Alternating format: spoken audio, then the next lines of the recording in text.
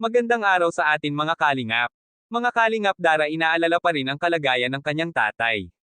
Tandang padamdam. Pero bago po yan mga kalingap, kung bago pa lamang kayo sa channel ko, baka naman po pwedeng pa-like and subscribe my channel para lagi po kayong updated sa aking videos. At kung pwede, sana patapusin muna natin ang video na ito para alam natin ang nilalaman nito, at huwag din po natin kalimutan mga kalingap na pakisuportahan ang ama ng kalingap na si Val Santos Matubang at Kalingap Rob Matubang, pati na rin ang viewers at reactioners. Maraming salamat. Pundot mga kalingap, sobra pa rin ang pag-alala ni Dara sa kalagayan ng kanyang tatay. Tuluyan na kaya ulit iiwan sina Dara at Bea?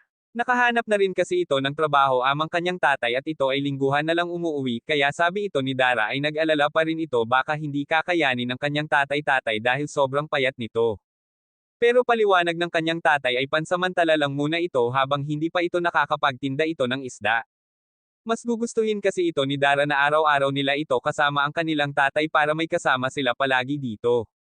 Para hindi na rin ito masyado mag-alala si Dara para sa kanilang kaligtasan. Mas panatag pa rin ito si Dara kapag kasama pa rin nila ang kanilang tatay, kaya nagpapasalamat ito si Dara sa Team Kalingap, lalo na kay Kuya Rob at kay Boys, dahil kahit anong mangyari ay andyan sila palagi nakasuporta at laging kinukumusta silang dalawa ni Bea. Kaya, mga Kalingap, hanggang dito na lamang at maraming salamat po. Thank you for watching and God bless us all.